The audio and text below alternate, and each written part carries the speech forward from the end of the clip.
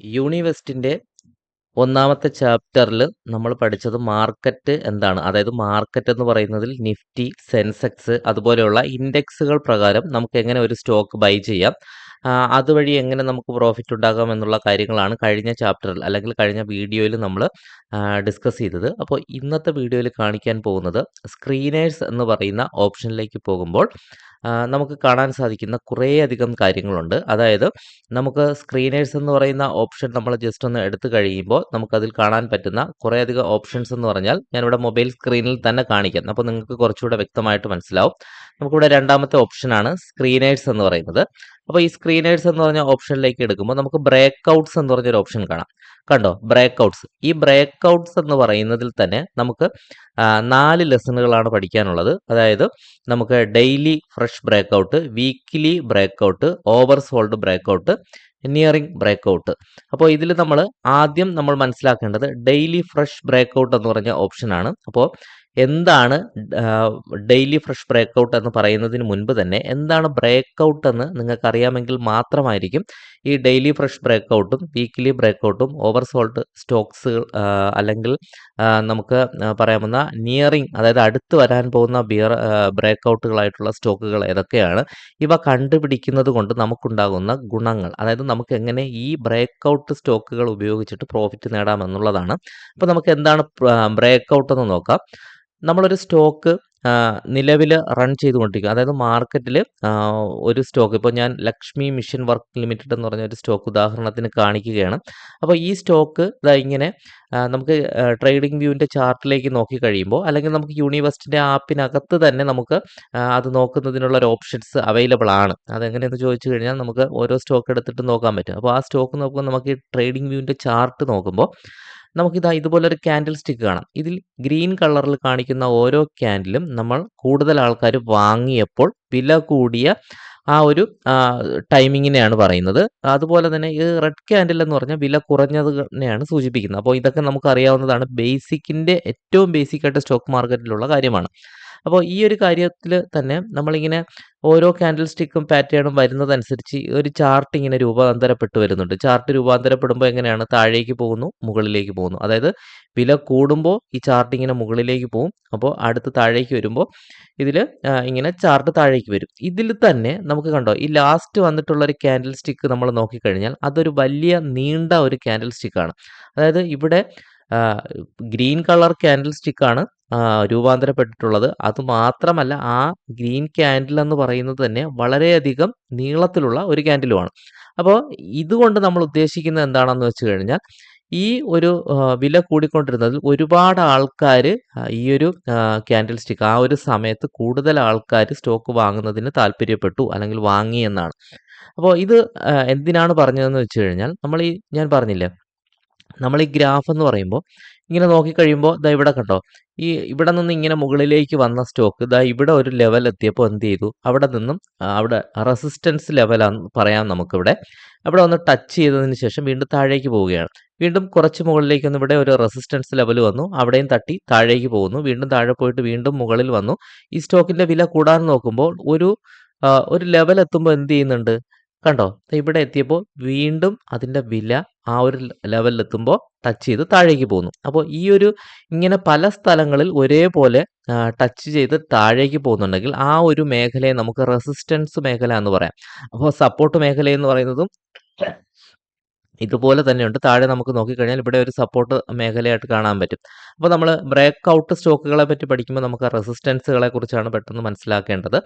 ഈ റെസിസ്റ്റൻസ് മേഖല അതുപോലെ വീണ്ടും ഇവിടെ നിന്ന് താഴേക്ക് പോയി, പിന്നെ ഇവിടെ വന്നപ്പോൾ എന്ത് ചെയ്തു, ഈ ഒരു റെസിസ്റ്റൻസിനെ ഇങ്ങനെ ഒരേ ലെവലിൽ തട്ടിക്കൊണ്ടിരുന്ന ആ റെസിസ്റ്റൻസിനെ മറികടന്നുകൊണ്ട് ഒരു ക്യാൻഡിൽ എന്ത് ചെയ്തു, അതിന് മുകളിൽ പോയി, വളരെ താഴെ നിന്നും അത് സപ്പോർട്ട് എടുത്ത് വളരെ മുകളിലേക്ക് പോയി. അപ്പോൾ ഈ ഒരു റെസിസ്റ്റൻസ് മേഖലയെ ബ്രേക്ക് ഔട്ട് ചെയ്തു പോയി, അതായത് മറികടന്ന് ആ ഒരു സ്റ്റോക്കിൻ്റെ വില പോയി. അതായത് ഈ ഒരു പ്രൈസ് റേഞ്ചിൽ എത്തിയപ്പോൾ എല്ലാ സമയത്തും അതിൻ്റെ വില അവിടെ തട്ടി, അതായത് 17,500 എന്ന് പറയുന്ന ഒരു ലെവലിലെത്തുമ്പോൾ എന്ത് ചെയ്യും, ആ ഒരു റേഞ്ചിൽ എത്തുമ്പോൾ അവിടെ തട്ടി അത് താഴേക്ക് പോയെങ്കിൽ ഈ ഒരു സമയത്ത് എത്തിയപ്പോൾ എന്ത് സംഭവിച്ചു എന്ന് ചോദിച്ചു കഴിഞ്ഞാൽ, അവിടെ ആ ഒരു പ്രൈസ് റേഞ്ച് ആ 17,500 മറികടന്നുകൊണ്ട് മുകളിലേക്ക് പോവുകയാണ്. അപ്പോൾ ഇനി ഈ ഒരു റെസിസ്റ്റൻസിലായിരിക്കില്ല ഈ സ്റ്റോക്ക് പ്രവർത്തിക്കുന്നത്. ഇനി ഇതിൻ്റെ മുകളിലേക്ക് ആയിരിക്കും പോകുന്നത്. അപ്പോൾ ഇനി ഇത് അടുത്തൊരു മുകളിലൊരു റെസിസ്റ്റൻസ് ലെവൽ കണ്ടെത്തുന്നത് വരെ ഇതിങ്ങനെ മുകളിലേക്ക് സഞ്ചരിച്ചു കൊണ്ടിരിക്കും. അതാണ്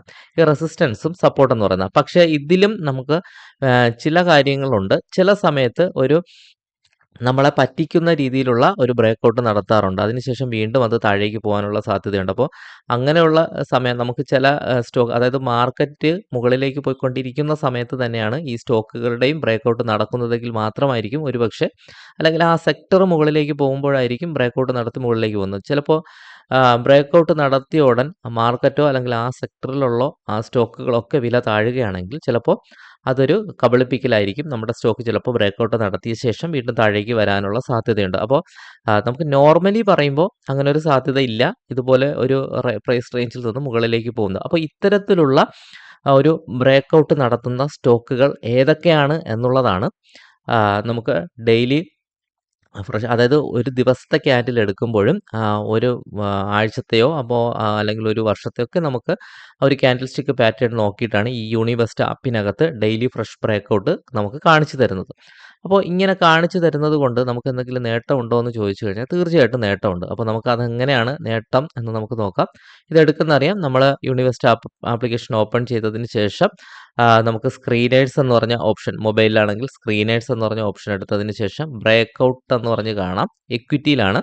ഇവിടെ നമുക്ക് ഡെയിലി ഫ്രഷ് ബ്രേക്കൗട്ട് എന്ന് പറഞ്ഞ ഈ ഓപ്ഷൻ, ഇത് നമ്മൾ മനസ്സിലാക്കേണ്ടത് ഇതൊരു പെയ്ഡ് വേർഷനാണ്. അപ്പോൾ നിങ്ങൾക്ക് യൂണിബെസ്റ്റ് ആപ്ലിക്കേഷനിൽ പെയ്ഡ് വേർഷൻ ഉപയോഗിക്കുന്നുണ്ടെങ്കിൽ മാത്രമായിരിക്കും ഇത് ഉപയോഗിക്കാൻ പറ്റുന്നത്. അപ്പോൾ നിങ്ങൾ യൂണിബെസ്റ്റ് ആപ്ലിക്കേഷൻ ഉപയോഗിക്കാൻ ഇതുവരെ ഇൻസ്റ്റാൾ ചെയ്തിട്ടില്ല എങ്കിൽ നിങ്ങൾക്ക് ഈ വീഡിയോയുടെ ഡിസ്ക്രിപ്ഷനിലുള്ള ലിങ്ക് ഉപയോഗിച്ചിട്ട് യൂണിബെസ്റ്റ് ആപ്ലിക്കേഷൻ ഓപ്പൺ ചെയ്യാം, ഇൻസ്റ്റാൾ ചെയ്യാം. അപ്പോൾ നിങ്ങൾ പെയ്ഡ് വേർഷൻ ഉപയോഗിക്കുന്നുണ്ടെങ്കിൽ നിങ്ങൾക്കൊരു ഡിസ്കൗണ്ടും നമ്മുടെ ലിങ്ക് ഉപയോഗിച്ച് കയറുകയാണെങ്കിൽ ഒരു 2000 രൂപയോളം ഡിസ്കൗണ്ട് നിങ്ങൾക്ക് ലഭിക്കുന്നതാണ്. അപ്പോൾ നിങ്ങളത് താല്പര്യമുണ്ടെങ്കിലുള്ള കാര്യമാണ് പറഞ്ഞത്. അപ്പോൾ ഡെയിലി ഫ്രഷ് ബ്രേക്കൗട്ട്, അപ്പോൾ ഇൻട്രാഡേ ട്രേഡ് ചെയ്യുന്നവർക്കാണ് ഡെയിലി ഫ്രഷ് ബ്രേക്കൗട്ട്സ് കൊണ്ട് പ്രയോജനം ചെയ്യുന്നത്. അപ്പോൾ നമുക്ക് ഡെയിലി ഫ്രഷ് ബ്രേക്കൗട്ട് എന്ന് പറഞ്ഞ ഓപ്ഷനിലേക്ക് ജസ്റ്റ് ഒന്ന് ക്ലിക്ക് ചെയ്ത് കഴിയുമ്പോൾ നമുക്ക് മൊബൈൽ സ്ക്രീനിൽ അത് അവൈലബിൾ അല്ല. ഞാൻ കമ്പ്യൂട്ടറിൻ്റെ സ്ക്രീനിൽ തന്നെ കാണിച്ചു തരാം. അപ്പോൾ നിങ്ങൾക്ക് മനസ്സിലാവും. ഇതുപോലെ ആയിരിക്കും വരുന്നത്.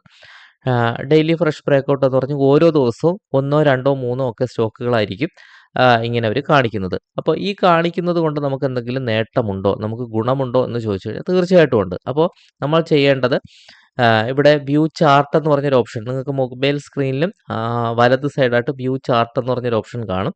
അവിടെ നമ്മൾ കാണിച്ചിട്ടുള്ള സ്റ്റോക്കിൻ്റെ ചാർട്ട് കാണാം. ഇവിടെ കണ്ടോ, ലക്ഷ്മി മിഷൻ എന്ന് പറഞ്ഞതിൻ്റെ ഇൻട്രാഡേയിലാണെങ്കിൽ നമുക്ക് ഇനി അത് മുകളിലേക്ക് ആയിരിക്കും പോകുന്നതെന്ന് കാണാം. പക്ഷേ ഇതൊരു വൈകുന്നേര സമയത്താണ്, മാർക്കറ്റിൻ്റെ ഒരു 3 മണി 3:30 സമയത്തൊക്കെയാണ് വന്നതെങ്കിൽ പിന്നെ അതിനുള്ള സമയമില്ല. പിറ്റേ ദിവസമായിരിക്കും അതിൻ്റെ ബാക്കിയുള്ള മുകളിലേക്ക് ആ സ്റ്റോക്കിൻ്റെ വില പോകുന്നത്.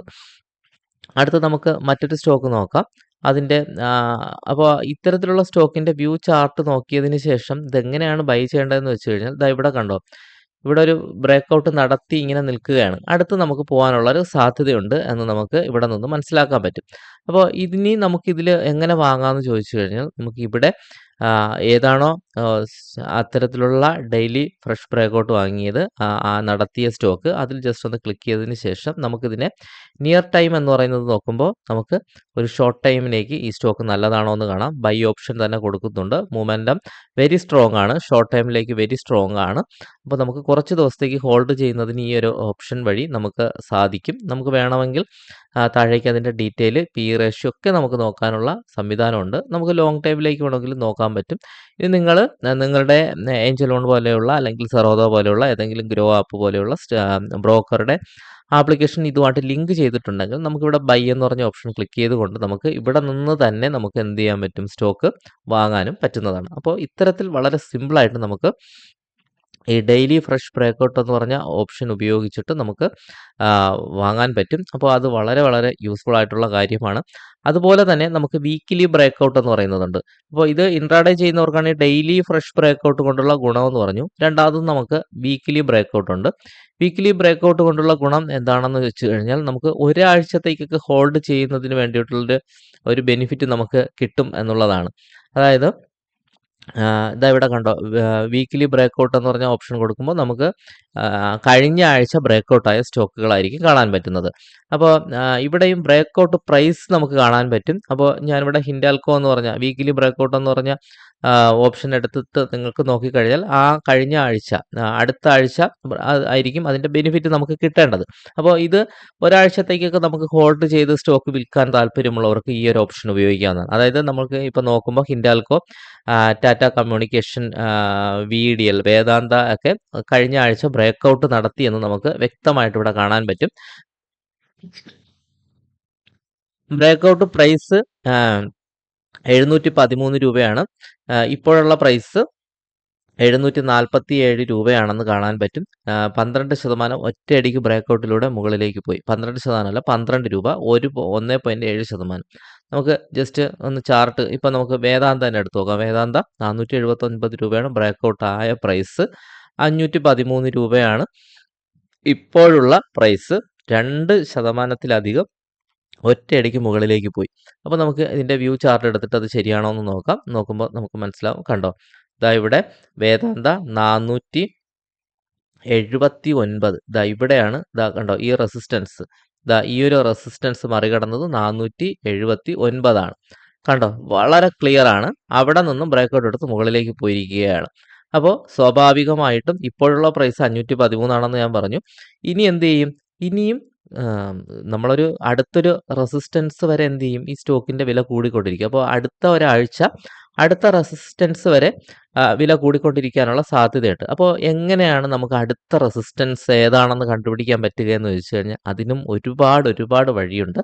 നമുക്ക് ഈ ചാർട്ട് തന്നെ ഇങ്ങനെ നമുക്ക് ഡ്രാഗ് ചെയ്തിട്ട് നമുക്ക് അടുത്തൊരു റെസിസ്റ്റൻസ് ലെവൽ നമുക്ക് വരയ്ക്കാൻ പറ്റും. അല്ല എങ്കിൽ നമുക്ക് ഇൻഡിക്കേറ്ററുകൾ ഉപയോഗിക്കാം. പിവറ്റ് ചാർട്ടൊക്കെ ഉപയോഗിക്കാൻ അറിയാവുന്നവർക്ക് പിവറ്റ് പോയിന്റ് സ്റ്റാൻഡേർഡ് എടുത്തതിന് ശേഷം നമുക്ക് അവിടെ നമ്മൾ ഇതുപോലെ കൊടുക്കുമ്പോൾ നമുക്ക് സപ്പോർട്ട് റെസിസ്റ്റൻസ് കാണാൻ പറ്റും.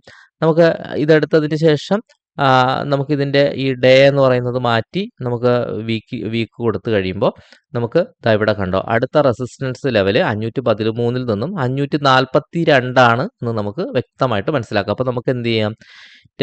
നമുക്കിപ്പോൾ ഉടൻ തന്നെ ഇത് വാങ്ങിയതിന് ശേഷം നമുക്ക് 542 വരെ ടാർഗറ്റ് ഫിക്സ് ചെയ്തുകൊണ്ട് നമുക്ക് അതുവരെ ഹോൾഡ് ചെയ്തതിന് ശേഷം 542 ഏകദേശം പ്രൈസ് റേഞ്ച് ഒക്കെ എത്തുമ്പോൾ സെല് ചെയ്യാൻ പറ്റും.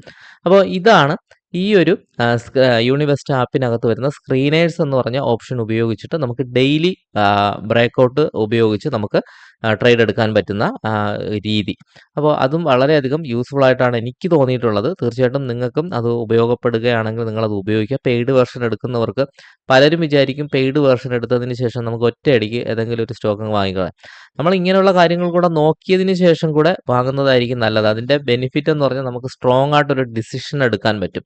അല്ല എങ്കിൽ നമുക്ക് ഇത് നമ്മളെടുത്ത സ്റ്റോക്ക് എത്ര സമയത്തേക്ക് നമുക്ക് നമ്മളെ കയ്യിൽ ഹോൾഡ് ചെയ്യണം എന്നൊക്കെ ഉള്ളൊരു സംശയം ഉണ്ടാവും. അപ്പോൾ ഞാൻ ഈ പറഞ്ഞത് വീക്കിലി ബ്രേക്കൗട്ടായ സ്റ്റോക്കാണ് പറഞ്ഞതെങ്കിലും വേദാന്ത ഒക്കെ പറഞ്ഞതെങ്കിലും ഇത് ഒരാഴ്ച കൊണ്ട് അടുത്ത ടാർഗറ്റിലേക്ക് എത്തണമെന്നൊന്നുമില്ല. അപ്പോൾ നമുക്ക് ഒരാഴ്ച മാത്രമേ ഹോൾഡ് ചെയ്യണമെന്നുണ്ടെങ്കിൽ എത്രയാണോ ഹോൾഡ് ചെയ്തപ്പോൾ കിട്ടിയത് ആ പ്രൈസിന് വിൽക്കുക. പിന്നെ നമുക്ക് ഒരു 2 മാസം 2 മാസം ചിലപ്പോൾ ഹോൾഡ് ചെയ്യുമ്പോഴായിരിക്കും ചിലപ്പോൾ ആ ഒരു ലെവലിലേക്ക് എത്തിപ്പെടുന്നത്. അപ്പോൾ ഇതാണ് വീക്കിലി ബ്രേക്കൗട്ട് എന്ന് പറഞ്ഞ ഓപ്ഷൻ ഉപയോഗിച്ചിട്ട് വരുന്നത്. അടുത്ത ചാപ്റ്ററിൽ നമുക്ക് ഓവർ സോൾഡ് സ്റ്റോക്കും നിയറിംഗ് ബ്രേക്കൗട്ടും തമ്മിലുള്ള അതുകൊണ്ട് നമുക്ക് എങ്ങനെ പ്രോഫിറ്റ് ഉണ്ടാക്കാമെന്ന് നോക്കാവുന്നതാണ്.